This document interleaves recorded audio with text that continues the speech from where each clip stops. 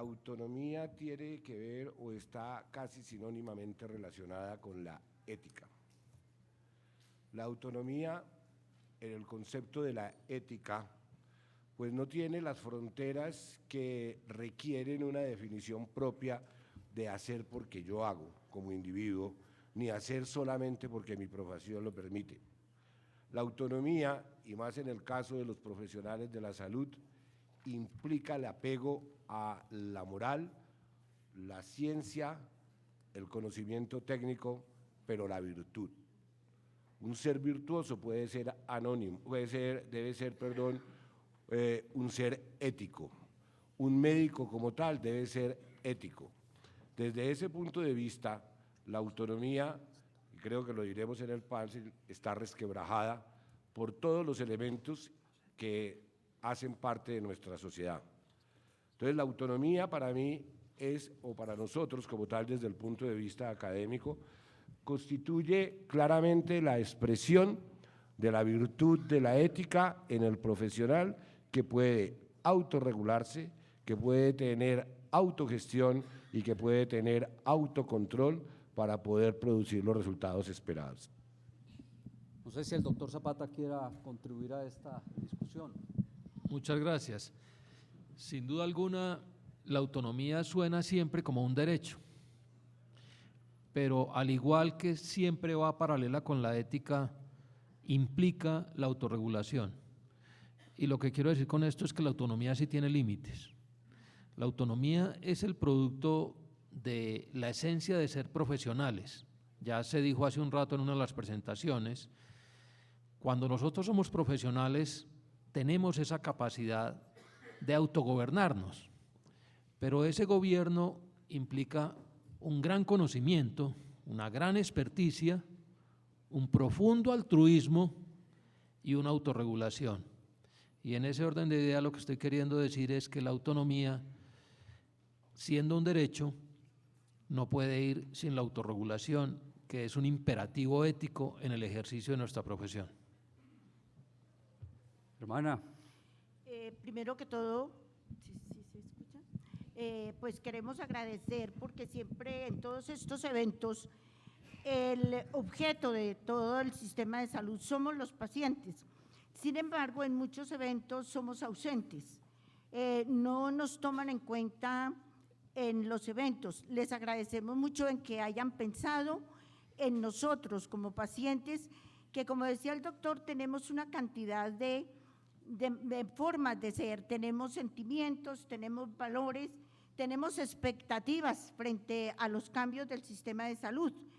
Y nosotros creemos que el retomar la autonomía médica es algo supremamente importante para ustedes, los médicos, pero también y mucho más para nosotros los pacientes, porque muchas veces nosotros pensamos, el doctor no me puede formular porque está condicionado. Y dentro de los requisitos que debe tener la autonomía médica, tenemos la responsabilidad de los médicos. Creemos en los médicos, sabemos que tienen la preparación suficiente, ¿sí? Pero muchas veces la independencia de los médicos no existe. Ellos a veces son condicionados por las EPS, por las IPS, por los laboratorios y muchas veces también por nosotros los pacientes. El médico debe tomar sus determinaciones con el paciente, de acuerdo a las necesidades del paciente, pero debe tener en cuenta que si su paciente es de régimen contributivo o régimen subsidiado. Aquí hay un gran abismo y hay una desigualdad que tenemos que todos luchar por romper esa barrera de desigualdad en los sistemas. Yo creo que para los médicos también es un inconveniente muy grande porque realmente el CTC no se termina, ni le dan toda la autonomía al médico, porque el médico sigue condicionado con el CTC en el régimen subsidiado. La gran mayoría de las personas que están aquí son de régimen contributivo, pero muchos de ustedes tienen personas de régimen subsidiado y los médicos tendrán que formular a unos y otros. Entonces, esa brecha que hay entre los que son de subsidiado y no, yo creo que es una inequidad que debemos todos tratar de quitar. Los más vulnerables siguen con lo mismo, de ir, de venir, de hacer trámites, y los que tenemos un poquito para pagar, pues nos van a aliviar un poquito la carga. Y la autonomía médica ahí está limitada. Decía, no es absoluta, realmente ya lo han dicho, tiene que tener autorregulación y eso nos parece bien porque es el fundamento de la autonomía médica, es eso. Pero el médico también tiene que estar sometido a los cambios del sistema de salud. Como vemos, el sistema está cambiando y cambiando.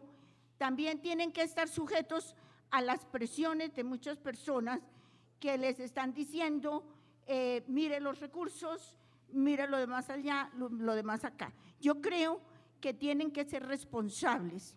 En este momento la ética médica se está perdiendo y nosotros reclamamos por eso.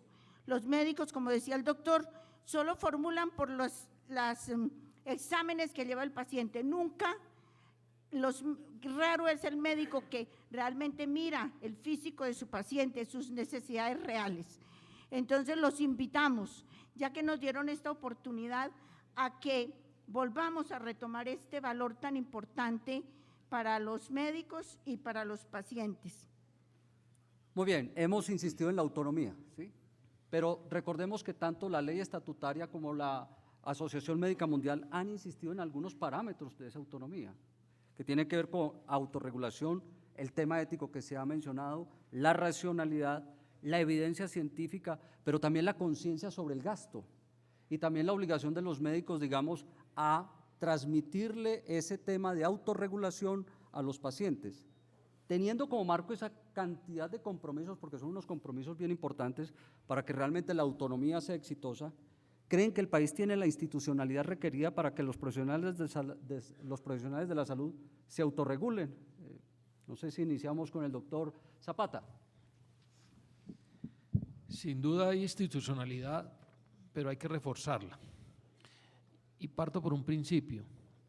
La autonomía que tenemos los profesionales de la salud obedece a una autoridad, entre comillas, que nos ha dado la sociedad.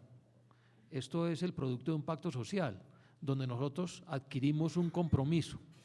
Y cuando hablamos de institucionalidad y uno mira la normatividad que estamos discutiendo, estamos haciendo referencia principalmente a las sociedades científicas, a los gremios, pero por ejemplo no hemos tenido en cuenta que la institucionalidad de los gremios, de los pacientes, las sociedades, la ciudadanía en general, también tienen que ejercer una veeduría sobre este acto autónomo del médico. Y una cosa fundamental es que los hospitales estamos llamados a reforzar la institucionalidad del acto médico desde el punto de vista de acompañarlos en la autorregulación. Yo hablo como directivo de un hospital y como médico en ejercicio. Y nosotros hace muchísimo tiempo en el Instituto Roosevelt, y yo diría que alrededor de 10 años, empezamos a regular el no-pos, considerando incluso como indicador de éxito que el hospital tuviera una facturación límite del 12% por no-pos, y era exitosa cuando bajaba de eso, y hasta hoy lo medimos. Lo que queríamos hacer con eso era invitar a nuestros profesionales a regularse y a que en lo posible hicieran un uso más razonable y eficiente de los recursos del sistema, que es la obligación de todos. Entonces, institucionalidad sí hay. Me preocupa un poco el nivel de información que tenemos los médicos hoy y particularmente de lo profundo que es la transformación que está generando este acto de ley. Y me refiero específicamente a que nos refrescan esa obligación de responder por el gasto en salud. Y creo que no lo hemos terminado de entender. Y por eso mi invitación sí es a que se refuercen, no solo desde las sociedades científicas, sino los gremios. Por ejemplo, nuestro gremio de hospitales y clínicas Debería hacer algo en eso, lo decíamos ayer con nuestra directora médica, y yo no lo veo haciendo nada. Nosotros tenemos que reforzar desde los diferentes estamentos este concepto. Hay un elemento adicional, y es que los jueces y la jurisprudencia en general están atropellando la autonomía médica. Hace una semana tuve una orden de arresto con desacato porque me negué a operar a una paciente para la cual el hospital no está habilitado. Y a pesar de eso tuvimos que operarla. Y aquí hay que reforzar la institucionalidad de los jueces también. Hay que generar una jurisprudencia especializada en salud que los acompañe a tomar las decisiones, porque están tomando decisiones por encima de la autonomía médica, atropellando la autonomía médica y la capacidad técnica de las instituciones prestadoras, y eso no puede continuar de esa manera. Ese cheque sin firma para que tomen la decisión los jueces, estamos equivocados. Yo le he insistido mucho al ministro en esto y creo que esa institucionalidad, por el contrario, cada día es más débil ante los ojos nuestros. Es irrisorio con frecuencia las decisiones de tutela que nos obligan a atender pacientes por encima de nuestros criterios profesionales. Entonces, ahí hay una invitación también a reforzar esa institucionalidad. José Hermana, desde las asociaciones de pacientes y todo, ¿cómo pueden ayudar a reforzar, a trabajar en la construcción de esta institucionalidad, entendiendo el tema de autonomía, pero también el de autorregulación y los puntos que hemos mencionado? Pienso yo que lo que decía el doctor de las tutelas es precisamente por la desconfianza que hemos tenido en las EPS, en los prestadores. Como yo desconfío en el prestador, le hemos delegado una función que realmente uno dice, pero ¿cómo un juez va a determinar algo de salud cuando él no tiene la capacidad ni el conocimiento? Yo recuerdo cuando nosotros empezamos las tutelas para trasplante, que no estaba en el POS, siempre los jueces tenían el detalle de llamar a un médico, de pedirle al médico, ¿sí?, un concepto. Hoy día eso se ha terminado y creo que sí es importante el criterio del médico, que se escuche también a los médicos, porque realmente lo que decía el doctor, pueden obligar tal vez a cometer errores por un fallo judicial. Nosotros tenemos la obligación de educar a los pacientes, de que los pacientes también piensen que los recursos son finitos.